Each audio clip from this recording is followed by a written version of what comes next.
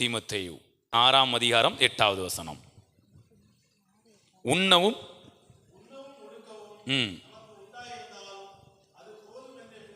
Okay, வசனம் என்ன சொல்லுது? பவுல் தான் எழுதியிருக்கிறார். உண்ணவும் உடுக்கவும் நமக்கு இருந்தால். என்னைக்குமே வசனத்தை எழுத்தின்படி பார்க்கக்கூடாது, நல்ல ஸ்பிரிட்டில் போய் பார்க்கணும். Praise god. இப்போ பாருங்க, இந்த வசனத்தை வச்சு நமக்கு நிறைய கேள்வி வருதா?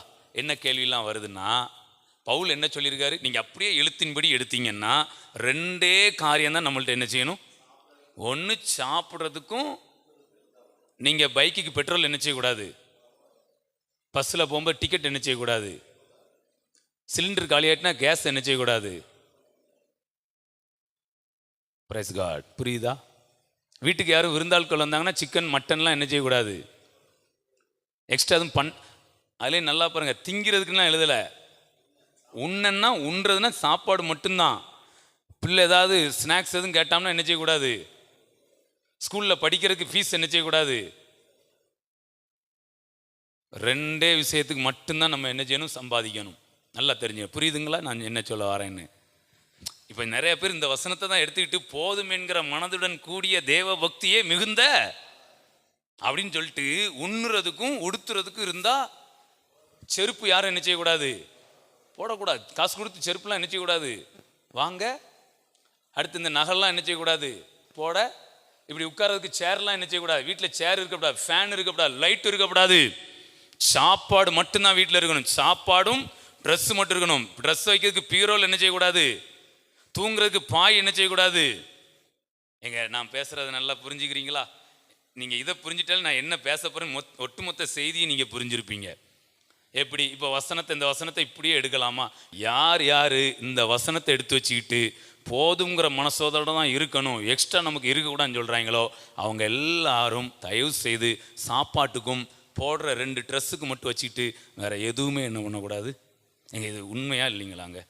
ஆனால் வசனம் அவர் பவுல் எழுதின அதுக்கு என்ன பண்ணலை. என்றைக்குமே ராஜ்யங்கிறது மனநிலைங்க. ஹல்லேலூயா. ஐஸ்வர்யவான்களாக விரும்புகிறவங்க தான் கண்ணில் அகப்படுறாங்களாங்க. சாலமன் எப்படி ஐஸ்வர்யன் ஆகிறதுக்கு விரும்பினாரா? சாலமன் ஐஸ்வர்யவான் தானா? ஐஸ்வர்யவான்லேயும் ஐஸ்வர்யன் பயங்கரமான ஐஸ்வர்யவான். ஆனால் அது அவர் விரும்பினாரா? அவர் எதை விரும்பினாரு? ஞானத்தை விரும்பினாரு. கொடுத்தது யாருங்க கொடுத்தது? கையை தட்டுங்களேன். இன்னைக்கு நீங்களும் நானும் ஐஸ்வர்யத்தை பற்றி பேசுறது நம்ம விரும்பி பேசலை, அவர் கொடுத்து பேசுகிறோம். அவர் ஐஸ்வர்யத்தை கொடுக்கும்போது சாலமோன் வேண்டாம்னா ஆண்டவர் சொல்ல, ஏய் அதிக பிரசங்கியா மிஞ்சின நீதிமான், டேய் நான் கொடுக்குறேன்டா வாங்கிக்கூடான்னு என்ன பண்ணுவார்? எல்லாரும் கண்ணில் அகப்பட மாட்டாங்கங்க. அடுத்து இன்னொரு வசனம் உண்டு தெரியுமா? அவரே தயவுள்ள சித்தத்தின்படி விருப்பத்தை நமக்குள்ள கொடுத்து அதை நிறைவேற்றுகிறார். இது இங்க இருந்து வந்ததில்லை, இது அங்க இருந்து வந்த விருப்பம். இது நம்மளை கண்ணிலெல்லாம் என்ன செய்யாது. 40 லட்சம் ரூபா வீட்டில் இருந்தாலும் நான் முழங்கால் போட்டு ஆண்டவருக்கு நன்றி சொல்லிக்கிட்டு இருப்பேன். 2009 நான் ரட்சிக்கப்பட்டதை நினச்சி அழுவேன். ஆண்டவரே எப்படி இருந்து என்ன ரட்சிச்சிங்களப்பா. இன்னைக்கு ஒரு மனுஷன் சொல்கிறாருங்க, நவீன் ஜோசப்னு சொல்லி ஒரு கர்நாடகாவில் ஒரு ஊழியக்காரர், ஒரு நல்ல ரவுடியாக இருந்து சொந்த அப்பாவே போட்டு தள்ள பிளான் பண்ணவர். என்ன நல்ல எண்ணம், குடிச்சிட்டு வந்து அம்மாவை அடிக்கிறாரு, நல்ல கவர்மெண்ட் வேலையில் இருக்காரு. அப்போ சொல்லியிருக்காரு, அம்மா விடுங்கம்மா நான் எங்கள் அப்பாவை போட்டு தள்ளிடுறேன். ரவுடி, அவ்வளோ பெரிய ரவுடி, 16 வயசில். ஏய் என்னடா அப்படின்னா, ஆமாம் குடிச்சிட்டு வந்து உங்களை அடிக்கிறான், இனிமேல் குடிக்க மாட்டார்ல, நான் கொண்டுட்டோம்னா குடிக்க மாட்டார், அவருடைய வேலை எனக்கு வந்துடும், 2 டீலிங்கும் ஓகே அப்படின்னு என்ன பண்ணியிருக்கிறாரு. இப்படி இருந்தவர் இன்னைக்கு கர்நாடகா தேசத்துக்கே ஆசீர்வாதமாக என்ன பண்ணுறாரு. ஆனால் அவர் பழச மரக்கலைங்க. 15 நாளைக்கு ஒருக்கா காரை கொண்டு விட்டுட்டு அந்த பழைய ஹோட்டலில் இலை புறக்கிட்டு இருந்தார் பாருங்களேன் பெங்களூரில். அங்கே போய் நின்று, ஆண்டவரே இந்த இடத்துல நான் இலை பிறக்கணும் ஆண்டவரே. யார் கிருபையை உணர்ந்தாங்களோ அவன் எத்தனை கோடீஸ்வரன் ஆனாலும் ஆதி அன்பை ஒரு நாளை விட்டுட்டு போக மாட்டான். ஸோ நீங்கள் ஐஸ்வர்யவான் ஆகிறதுக்கெல்லாம் பயப்படாதீங்க.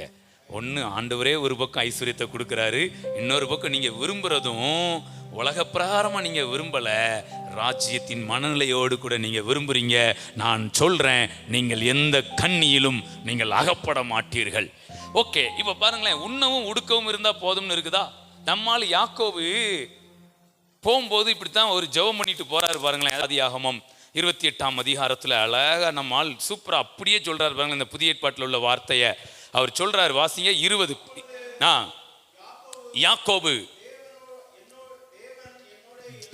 தேவன் என்னோட இருந்து நான் போகிற இந்த வழியிலே, நல்லா கவனிங்க, என்னை காப்பாற்றி, நல்லா கவனிங்க, உண்ண ஆகாரமும். எதை பேசுறாரு? ரெண்டாவதான பேசுறாரு. உண்ணவும் எனக்கு நீங்க தந்துட்டீங்கன்னா, அது மாதிரி என்ன சமாதானத்தில் இதெல்லாம் தந்து என்ன சமாதானத்தோட தகப்பன் வீட்டுக்கு திரும்பி வர பண்ணிட்டீங்கன்னா நீங்க எங்க தேவனா இருப்பீங்க. இந்த இடம் வீடா மாறும். நான் இதுல ஒரு ட்விஸ்ட் இருக்கு பாருங்களேன். நல்லா கவனிங்க. என்ன கேட்டார் ஆண்டவர்கிட்ட? உண்ணவும் அப்படின்னு சொல்லிட்டு கீழே ஒரு விஷயம் சொல்லுவாங்க. 22 வாசிங்க. நான் தூணாக நிறுத்தின இந்த கல் தேவனுக்கு தேவரீர், அந்த வார்த்தை மறுபடி வாசிங்க. தேவரீர் கேட்டது என்ன கேட்டாரு? ஆனா சொல்றது என்ன சொல்றாரு? கையை தட்டுங்க. அப்போ உண்ணவும் உடுக்கவும் சொன்ன உடனே சாப்பாடும் வெறும் வஸ்திரம் மட்டும் என்ன பண்ணக்கூடாது. அவர் என்ன சொல்றாரு பாத்தீங்க? கீழே மேல உண்ண சாப்பாடும் வஸ்திரம் தந்தா போதுமையான்னு சொன்னவர் கீழே சொல்றாரு, தேவரீர் எனக்கு தரும் எல்லாவற்றிலும் நான் உமக்கு தசமபாகம் தருவேன். அப்ப ஆண்டவர் வெறும் சாப்பாட்டையும், ஒருவேளை அவர் மறந்து போய் தெரியாம தவறான ஒரு ஜெபத்தை பண்ணாலும் ஆண்டவர் சரியா தான் கொடுப்பாரு.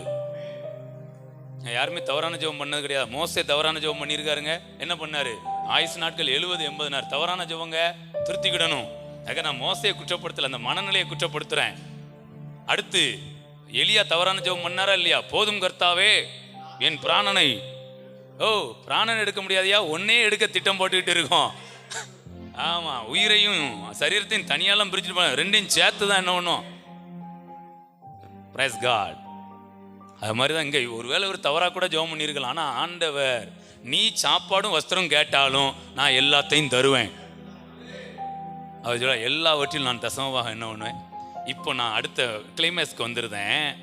இப்போ இப்படி சொன்னாரா? என்ன கேட்டாரான்ற உணவும் வஸ்திரம் தான் என்ன பண்ணாரு. ஆனா அந்த மனுஷன் ஒரு 20 வருஷம் கழிச்சு மனுஷன் வாராரு. எப்படி வாராருன்னு மட்டும் பாருங்க. 30-43 வாசிங்க. எந்த புருஷன் இந்த சாப்பிட்ற சாப்பாடும் போடுறதுக்கு ட்ரெஸ்ஸும் கேட்ட புருஷன் விருத்தி அடைந்து கிடையாது, மிகவும் விருத்தி அடைந்து. ஆடு கிடையாது. யோபுக்காவது எண்ணிக்கையில சொன்னாங்க 7000 ஆடுன்னு.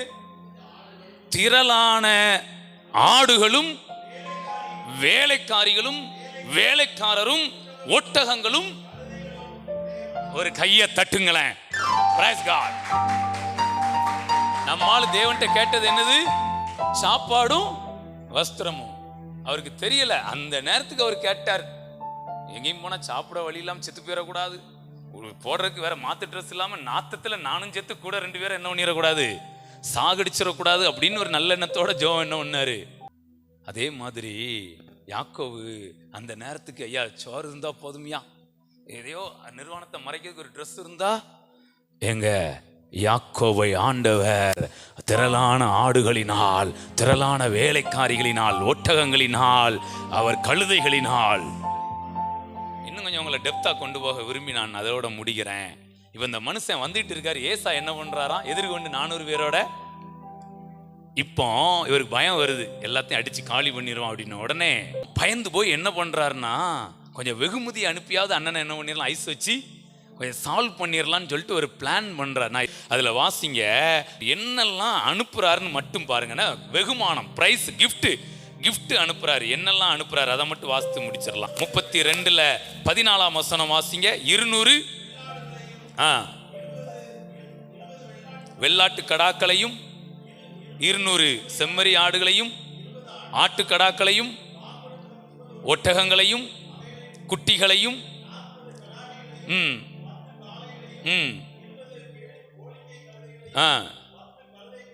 பிரித்தெடுத்து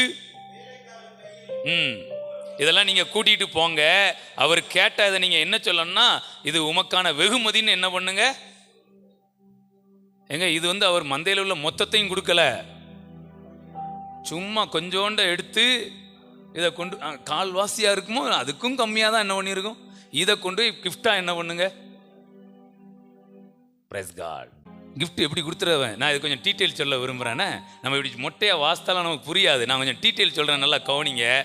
ஒரு வெள்ளாட்டுக்கு 10,000 நீங்கள் கணக்கு வச்சிங்கன்னா 200, 10,000 எப்படி கரெக்டு தானே, கூடுதலெல்லாம் சொல்லலாம், குறையா வேணா சொல்லியிருப்பாங்க, கூடுதல் கிடையாது. 200 ஆட்டுக்கு 20 லட்சம்.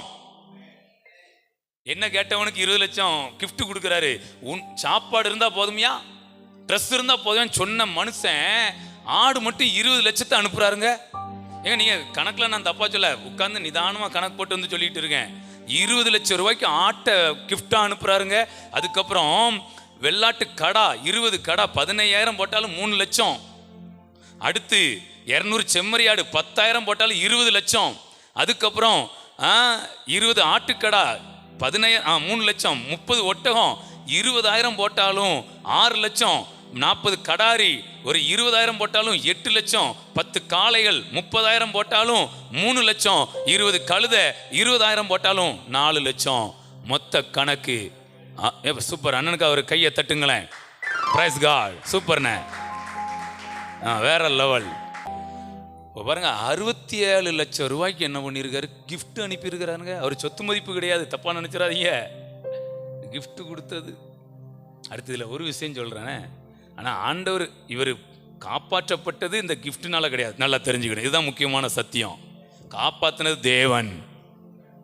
இப்போ காப்பாத்திட்டாருன்னொன்னே, அதான் ஆண்டவர் தான் நம்மளை தான் காப்பாத்திட்டார, அண்ணன் தான் மனம் திரும்பிட்டானே, கட்டி பிடிச்சிட்டானே அப்படின்னொன்னே, எப்போ 67 லட்சம் ரூபா இவ்வளவு ஆட்டு மந்தையவா, அதான் அண்ணன் தான் ஒப்புரவாயிட்டார, ஏய் அப்படியே அந்த கிஃப்ட் எல்லாம் அப்படியே கொஞ்சம் ஓரம் தள்ளுங்கடா, அப்படியே பின்னாடி கொண்டு வந்து கொடுக்க வேண்டாம்.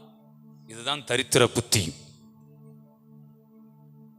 ஆண்டவர் காப்பாத்தினாலும் போய், அண்ணே இது உங்களுக்கான வெகுமதினே, இதெல்லாம் நீங்க ஓட்டிட்டு போங்கண்ணே அப்படிங்காரு. அவன் பெரிய ஆளு பாருங்க. அவன் சொல்றான், இல்லை எங்களுக்கு போதுமானதெல்லாம் எனக்கு இருக்கு, நீ உன்னோடதை என்ன பண்ணிக்கோ. உடனே யாக்கோவு நல்லதா போச்சு அப்படிலாம் என்ன பண்ணல. அவன் கிஃப்ட் கொடுக்கறதுல தீர்மானமா இருக்கிறாங்க. பிரச்சனை சால்வ் ஆயிட்டு.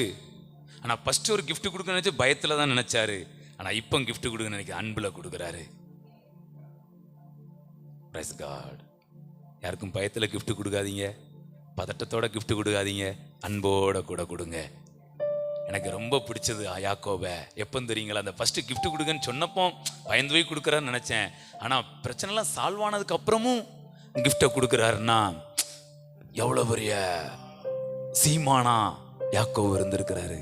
67 லட்சத்தையும் கொடுத்து கொண்டு போங்க அப்படின்னு என்ன பண்ணிட்டாரு. ஹல்லேலூயா. அவருடைய நம்பிக்கை அது மேல இல்ல, கர்த்தர் மேல. அவர் என்ன சொல்றாங்க, நான் கஷ்டப்பட்டு சம்பாதிச்சேன்னா சொல்றாரு, கர்த்தருடைய தயவு, அவருடைய சத்தியம், கிருபை என்ன இரு பரிவாரங்களை எனக்கு என்ன பண்ணுச்சு. அப்போ பவுல் அங்க உண்ணவும் உடுக்கவும் போதும்னு சொன்னது, அது ஒரு மனநிலையில் என்ன பண்ணியிருக்கிறாரு. இதை எடுத்து வச்சுக்கிட்டு நம்ம போதும் போதும்ட்டு இருந்தா இந்த உலகத்துல வாழ முடியாது. ஸோ நான் நம்புறேன், நீங்க உண்ணும் உடுக்கம் வச்சுக்கிட்டுலாம் இருக்க மாட்டீங்க. உங்க வீட்டில் நீங்க சொன்னது அவ்வளவா இருக்கும். நான் நம்புறேங்க, நீங்க சகலத்திலையும் தசமம் கொண்டாந்து வைப்பீங்க. ஆண்டவர் சகல காரியங்களிலும். பிள்ளைகளே, இன்னைக்கு உங்களுக்கு ஒரு தீர்க்க தரிசனமான வார்த்தை. உங்களுக்கு சாப்பிட்றதுக்கும் உடுத்துறதுக்கு மட்டும் ஆண்டவர் கொடுக்குற ஆண்டவர் கிடையாது. அவர் எல்லாவற்றிலும் நீங்கள் சம்பூரணமாய் இருக்கும்படி சகல ஆசீர்வாதங்களாலும் உங்களை ஆசீர்வதிக்கிற தேவன். ஆபிரகாமை கர்த்தர் சகல காரியங்களிலும் ஆசீர்வதித்திருந்தார். ஓ ஹல்லேலூயா. பிரியமானவனே, நீ உன் ஆத்துமாவில் வாழ்வது போல நீ எல்லாவற்றிலும் ஓ மிருக ஜீவன்கள்ல, வியாபாரத்தில், கையிடுகிற எல்லா காரியங்களிலும், நீ சிந்திக்கிற எல்லா சிந்தனைகளிலும் அவர் சம்பூர்ணமான ஆசீர்வாதத்தை கட்டளையிடுகிறார். உங்களுடைய கிஃப்ட் எல்லாம் இனிமே இதுவரைக்கும் செஞ்ச மாதிரி இருக்காது. ஆனால் ஒரு ஐஸ்வர்யத்தின் மனநிலைக்கு இடம் கொடுங்க. முதலாவது நீங்க இடம் கொடுக்க கொடுக்க அங்க ஐஸ்வர்யம் உண்டாகும். மிகப்பெரிய ஆசீர்வாதத்தோடு இருப்பீங்க. 5க்கும் 10க்கும் நம்ம எதையும் எதிர்பார்க்காத அளவுக்கு நமக்குள்ள இருந்த ஒரு ஜீவ தண்ணீர் நதி, ஒரு ஐஸ்வர்யத்தின் நதி புறப்பட்டு வருகிறது. ஏதோ ஒரு நோக்கத்துக்கு எழுதப்பட்ட வசனங்களை எடுத்து வச்சுக்கிட்டு தேவனுடைய ஐஸ்வர்யத்தையும் மகிமையையும் அவருடைய ஆசீர்வாதத்தையும் நாம் தடை பண்ணக்கூடாது. நல்லா ஓப்பன் பண்ணி விடுங்க ஆண்டவருக்கு. நான் உங்கள் மேலே நம்புகிறேங்க. நீங்கள்லாம் ஐஸ்வர்யத்தை விரும்பினாலும் கண்ணியில் நீங்கள் அகப்பட மாட்டீர்கள். நீங்கள் கிறிஸ்துவில் இருக்கிறீங்க, நீங்கள் ராஜ்யத்தின் மனநிலையோடு இருக்கிறீங்க. Thank you Lord. எந்த பயமும் வேண்டாம். ஐஸ்வர்யத்தை குறித்து தயவு செஞ்சு பயந்துராதீங்க. பூரண அன்பு பயத்தை புறம்பே தள்ளும். எதை குறித்த பயம்? ஐஸ்வர்யத்தை குறித்த பயம்.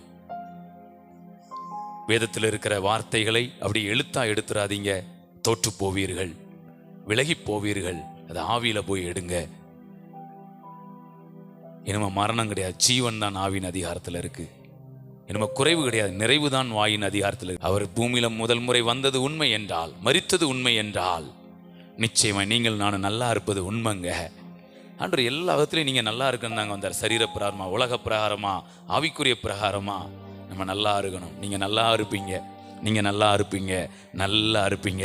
நீங்கள் டல்லா இருக்க மாட்டீங்க. இயேசுவின் நாமத்தை நான் ஊழியனாய் அறிக்கை பண்ணுகிறேன். ஓ, நீங்கள் டல்லா இருக்க மாட்டீங்க, நீங்கள் டல்லா இருக்க மாட்டீங்க. நீங்கள் டல்லா இருப்பதற்கு அழைக்கப்பட்டவர்கள் அல்ல, நீங்கள் நல்லா இருப்பதற்கு அழைக்கப்பட்டவர்கள். Thank you Lord. யாக்கோவை போல எங்களை ஆசீர்வதித்து உம்முடைய நாம மகிமைக்காய் வல்லமையாய் எடுத்து பயன்படுத்தும். அந்த ஒவ்வொருவரை நீர் இந்த வார்த்தைகளை கொண்டு ஆசீர்வதித்திருக்கிறீர். தொடர்ந்து இது சிந்தனை ஆளுகை செய்யட்டும். நல்ல இன்னும் வேதத்தை தியானிக்கும் போதெல்லாம் நல்ல மறுரூபத்தோடு தியானிக்க கிருபை கொடுங்க. இயேசுவின் மூலம் செபம் கேளும் நல்ல பிதாவே. ஆமேன், ஆமேன். என் ஆத்துமாவே கர்த்தரை ஸ்தோத்திரி, என் முழு உள்ளமையோட பரிசுத்த நாமத்தை ஸ்தோத்திரி.